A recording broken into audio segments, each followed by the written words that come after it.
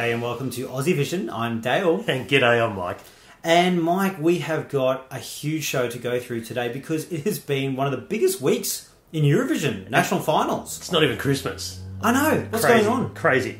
We've got about 7 countries to get through. So without further ado, let's crack right into it, Michael. What are we going to start off with? Well, we have to start with Festivalia Kungas, which concluded this morning Australian time. And what is Festivalia Kungas for those who may not know? Of course, our Albanian national final. Yes. And it was the 57th edition. What did you think of the show, Dale? All 3 days of it. Oh, look, you know what? It was usual thick, which stands for Festivalia Kungas. There was a lot of ads. There was a half-hour delay the second day. We had a few technical issues, didn't we? And there was a few technical issues on the third day. But, you know, it wasn't as bonkers as previous years. And I thought they actually got things done reasonably quickly. Yeah, interesting format. We did add in the Eurovision performances this year. How did you think that went? I don't think it went at all very much. There was probably about 3 or 4 artists who actually did a Eurovision performance. The rest didn't really do that. I think they missed the memo. I don't know what Fix trying to do here. Are they actually really trying to bring in Eurovision, or are they just pretending to a little bit? Because I don't think it really made any difference whatsoever. Yeah, it seemed a little disjointed. First year they've done it, so I'll cut them a little bit of slack. But it did seem some of the performers kind of went for a Eurovision-style performance. Others just... Usual thick? Invited, exactly, and then invited on a guest performer or something and didn't really put too much effort into it. It felt very disjointed, 2 different types of shows at different times. Definitely. But I like that they're heading in the right direction. It might just take a couple of years to get there. I agree. Well, if we talk about the winner, there was a winner, and the winner was Yanida Malishi, and she was singing Que Feio Tocas.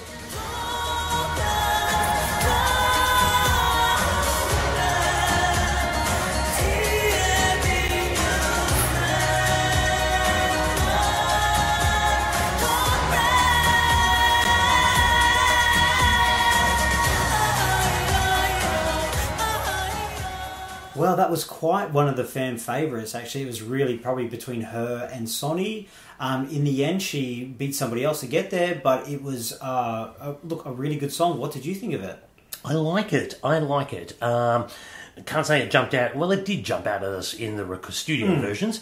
And I think as the shows went along, it got better and better, and I think she performed a little better and better each time. Obviously it's a song that tugs at the heartstrings for the Albanians. It's a song about immigration, leaving Albania to make another life, something which touches a lot of Albanian families. Yes. So obviously something which really struck a chord with the local market there. I think, there is something atmospheric about this. There is something... there is something sort of genuine about this, which I think can come across well at Eurovision with the right staging, but definitely needs a polish up. Yeah, look, I agree. I think I saw someone say today, it's not one you're going to listen to leading up to the contest, but watching it live, it is a good live performance. Her vocals have been probably about 80% there. I think if she smashes on the night, she could do well, and she did pretty good during the 3 days. It was definitely good enough. She's a bit of a star in Albania. I think that shone through. Her experience was there. She really owned the stage. She had 3 different dresses throughout the whole thing. I don't know if I liked any of them, but they added some drama, regardless if you like it or not. Look, a deserving winner. There was a few in contention, and I have no issue with Yanida winning. She definitely sprinted from the pack, I think, from the ones that were in contention. You never know with the FIC juries. Oh, no, at all. I don't know what sort of criteria they're actually marking off, but anyway. There was some interesting, there's that whole Eurovision versus FIC thing again. Yeah, we'll see how that song develops and how her performance develops before we get to Tel Aviv. Look, I'm a bit of a stand for Albania, and I'm not disappointed in this song. I will be waving a flag for Albania for this song. Not as much as Mal last year, but, still a decent entry for Albania. And she has said she's going to sing it in Albanian for the actual Eurovision Song Contest. Good on her. We'll see if there's a bit of a revamp, even if it's just a light touch. Yeah. But we'll never know. I don't think it'll change very much. I dare say there'll be a reproduction of it, whether they slash and burn the whole song up. Who knows? I don't think so. They won't do that. I really don't think they will. I think they'll just slightly do a little oil change. I agree. Let's talk about the other place getters. People who talk about sprinting out of the pack. Lydia Luffy came second with her song Refereim. meaning confess. Yeah. I have to confess, I didn't see this coming. What about you, Dale? Who? Yeah, look, sorry. She was good. It was a good performance. To me, it just was a run-of-the-mill fix song. I was really surprised to see it potentially winning. Only 9 points in the end. Third place, a bit of old school sort of fic. Speaking of old school fic, Iranda, with her 100 questions. She obviously had a technical issue in the final, had to redo it. She got third place, and she also got the Critics and Journalists Award. Yes. Good to see a bit of old school fic. I actually thought it might win at one point. Yeah, and you know what? I wouldn't have had a terrible reaction to that. I really enjoyed it. It was a good song. There was almost even a French element to it. It was this nice sort of French versus East mix, and I liked it. It was fun. It was something to me. It wasn't a winner, but I think we both said to each other after that couple of performances, this will probably finish top 3. Yeah, and it did. It did. Let's talk about some of the others. Dylan snuck into 4th. What do you think of his? Well, I have 100 questions. Yeah, gosh. Why that finished 4th? I really enjoyed the Eurovision. He did a Eurovision performance, and that was fun. It was some kind of performance. But the dude can't sing. He couldn't sing. He can't sing. I was really shocked. And the song's like from 2000. But it's fun. But it should not come 4th. So dated. Yeah. 5th was Sonny. She was probably the other fan favourite, I would say, apart from somebody who didn't even make the final. She sort of never really in contention, really, in the end when the voting came around. Yeah, she seemed to be everyone's 5th and 6th choice. I found that an unusual one. I guess this comes to it. Are you being thick and always being thick, or are you being Eurovision? If you're not being Eurovision, no one's going to try and do a song like this again in Festivalia Kungas for some years, because that was done so well. And if you don't want a bop and an upbeat song, don't pretend you do, because no one's going to try for a few years now. Because that was just murdered, I think, in the final. Quite unfairly, I think. Oh, fair enough. Probably one other we'll talk about was the one that we really enjoyed, which was Artemisa and Febby, dead set last. We strike again, Michael. I know, the kiss of death from Aussie Vision happens once again. I've got to say, I thought that was fairly treated unfairly, I have to say. Well, those two, Orgessa came second last as well, probably the more contemporary of the songs in the whole competition.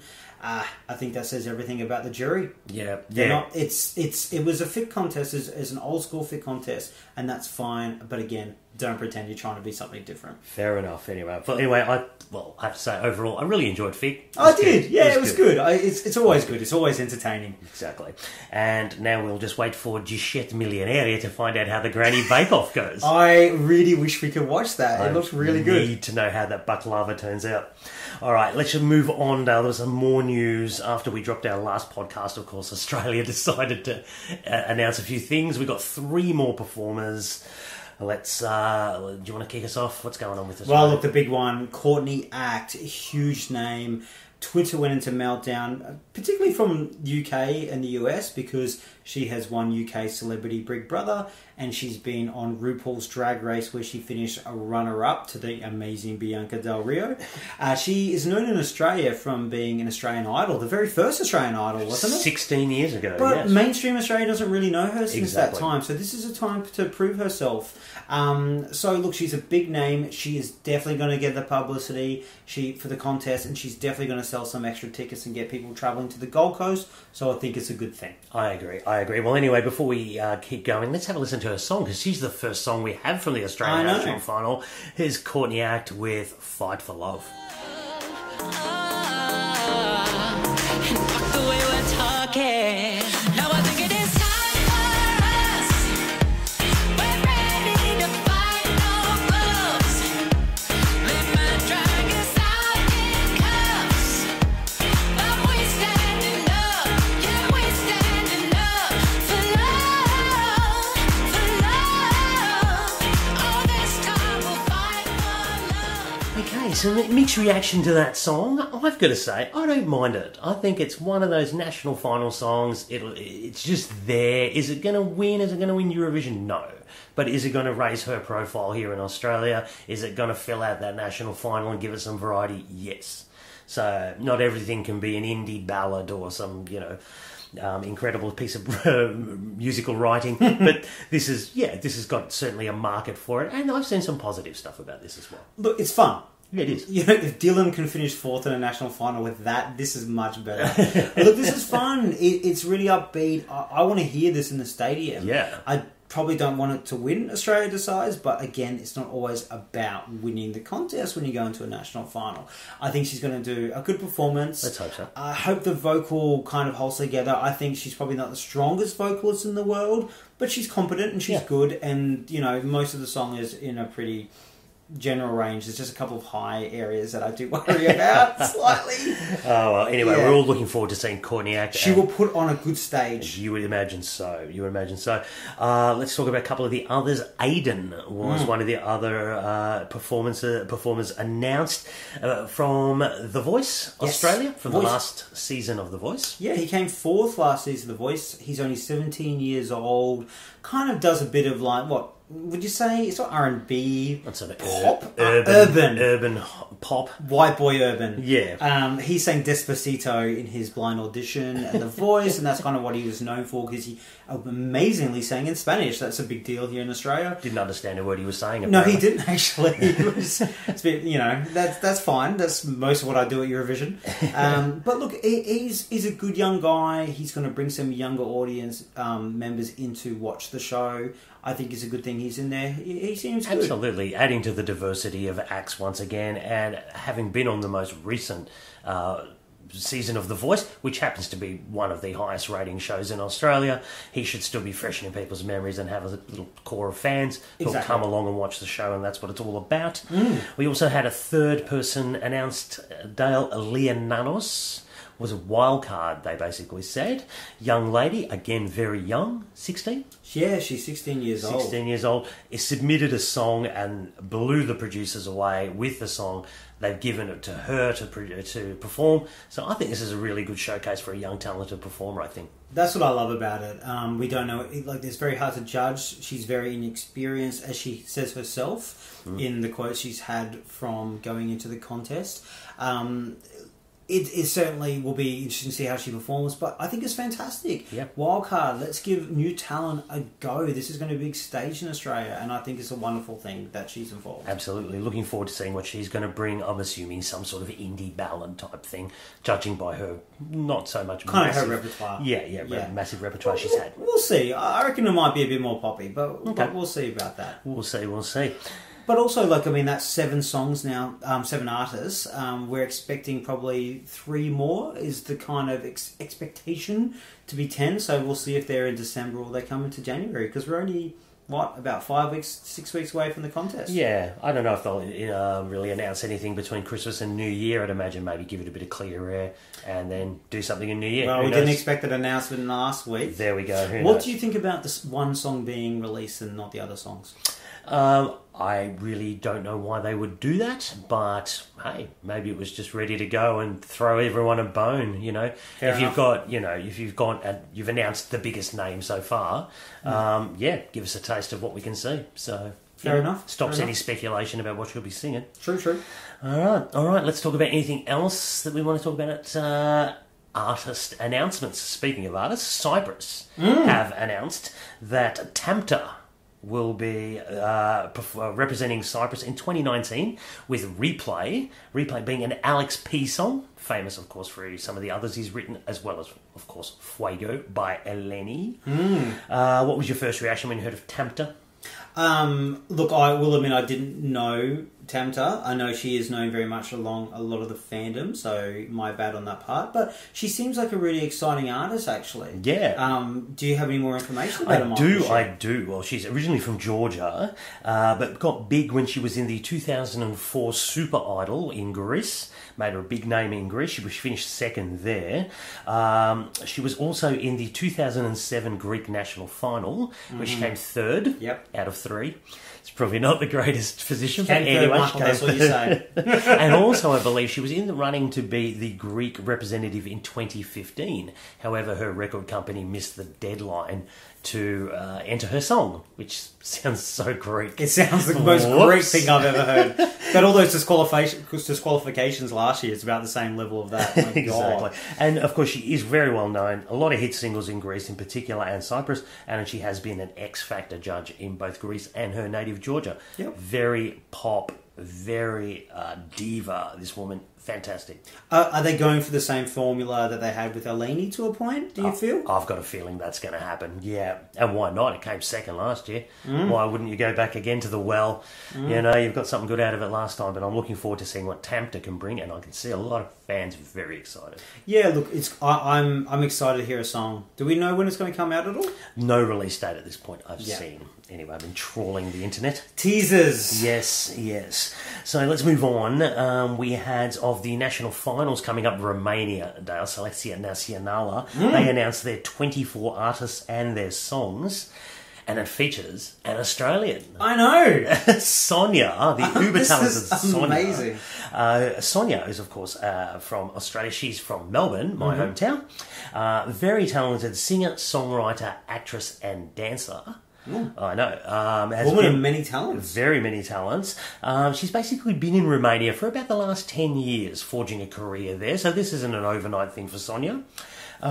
She's already got her song released. Yes. Shall we have a listen? Let's have a listen. It's Sonia, Discreet. I wanna come out of the shed. I wanna be a secret king. I know you ain't thinking of me, and I'm tired of being discreet. Yeah. Look, it's a nice song. Definitely is a nice song. No issue with it. It doesn't scream Eurovision to me, I must admit, but it is good quality. She is showing the fact that she is a long-standing artist, and I'm just really excited to have an Australian in the contest. And sometimes it's not about winning it, it's actually about some exposure, so we can get to know her, because, hey, we didn't know her beforehand, and she's been quite a star internationally with the Romanian diaspora. Yes. And so she's done really well for herself. So it's been a really nice discovery. She responded back to us when we, went to it, and she seems really lovely and amazing. Exactly. So we are definitely on her side. On the Sonia bandwagon, We and we are. will be keeping an eye on Discreet. You're right, it's a little sort of, I don't know, what you sort of a little R&B kind of ballad type of mid-tempo sort of ballad. Yeah, very mid-tempo. Yeah, I think if she performs that well, she should do herself proud. So, yeah. Exactly. Looking forward to it. And Looking in forward the to it. video for the song, she's booking flights back to Melbourne. She is. She's So maybe she's ready for Australia to decide. I don't know what's going on there. Coming back for next year. But we also had some other artists announced. Yes, It who- wasn't all about her. Who else? We've got 3 Eurovision alumni, actually, and guess who's back? Any guesses, Michael? I can never imagine. Is the cockroach of Romania. We can't kill him, can't put him down. Mihai is back yet again. Now, for those who don't know who Mihai is, he represented Romania in 2006 with Tornero. Great song, came fourth. He's been back into the national finals many times, including the last couple of years. But he's back again. On top of that, we've also got Nicola, who represented Romania in 2003 with Don't Break My Heart. And it came 10th, actually. Another good performance for Romania. They're always pretty strong. They are always pretty strong there. So 2003 alumni there. And the very first Eurovision entrant for Romania, Dan Bittman, who came 21st in 1994. He's back. Dan Bittman doesn't sound like a particularly Romanian name to Well, me. it is now, Michael. And, I don't think he's a young bloke. I'm not expecting an up-tempo banger Yeah, we'll see. from Dan, but who knows, Who knows? what Romania will bring. They always do throw up quite a bit of stuff for us, Romania. They also have one other extra really interesting performer, Olivier Kay, who was actually the runner-up in The Voice of Belgium in 2016. Oh, okay. So it's quite interesting because normally Belgium do produce some really good ones. So it's interesting that he's performing in Romania. He was the winner of the prestigious Golden Stag Song Contest in Romania. You know about that, don't you? I do, because Sonia performed in the Golden Stag contest as well. I actually threw that there that you wouldn't know what that was. I'm all And over you know the- what the Golden... How do you know? I'm all over the Golden Stag, Dave. All over So it. look, he's won that. He's Fantastic. obviously a good performer. There must be some connection with Romania, which I couldn't quite find. But he sounds interesting. Yeah. He's one to watch. We've got a lot to watch in Romania. I know, Good can't stuff. wait. Good stuff. Other national finals, we had stuff coming out from some of the big guns this week, Dale. France released their snippets for Destination Eurovision. What did you think? Showed your overall little... what did you think? Look, it's only snippets. I find Exactly. it very hard to judge on snippets. I don't is. like this approach, but I must say, last year I got quite overly excited by the snippets, mainly from Nasi and Reptigomon. Okay. But this year, I can't say I'm excited by any of them, but I'm not disappointed. Yeah. I'm just waiting I need to see the full songs. Absolutely. I'm really finding it too difficult to judge. I'm agreeing with you there. There was one in particular that really did catch my eye, and that was from Battista Acquaviva, the song called Passio in Corsican, which is great. Always nice to see. Mama Corsica. Yeah, so a bit of Corsican coming for the national final in France. And I think one of the other cunts that caught my eye, Simone with Tous les deux, with a lovely little French ballad. Looking forward to seeing a couple of those. So, again, keeping the powder dry here. It's pretty hard to tell off a minute and a half. Definitely. So we'll see when we get the full songs and, of course, their national final. Speaking of snippets, Dale, Spain, Operación Triunfo. That finished this week. We had a winner, Famous. He won the gala. He won the entire show. And then we had some of their snippets for the 17 songs coming up for the Eureka-Mazzo, I believe it's called. Oh, nice. Thank you. Eurovision Gala, yeah? Yeah, the Eurovision Gala. The English translation. Again, we only had 1 minute snippets from these ones, so I don't think it's very fair to judge anyone there. But just looking from the fan reactions and polls I'm seeing, I would definitely keep an eye out for Maria and Mordami, which means bite me. Oh. In Spain. But again, we will have the Eurovision Gala. When we have the Eurovision Gala and the 10 finalists appear, we'll probably make a bit more of a judgment then. And from those couple of ones, was anyone who did really well in OT one of them? Who was the woman with the bangs? Natalia. Did she have a good song? She did. She's got one of the favourites, La Clave, it's called. I don't know, yeah. It's okay. But yeah, we'll see. Didn't grab you? We'll see. So Didn't you can didn't bite me. It's basically there will be 3 that will go through from the public vote, and the jury will send through 7 for the final 10. We'll see. I've got a feeling she'll probably do well with the public vote and get one of the 3 tickets. Yeah. Okay. Yeah.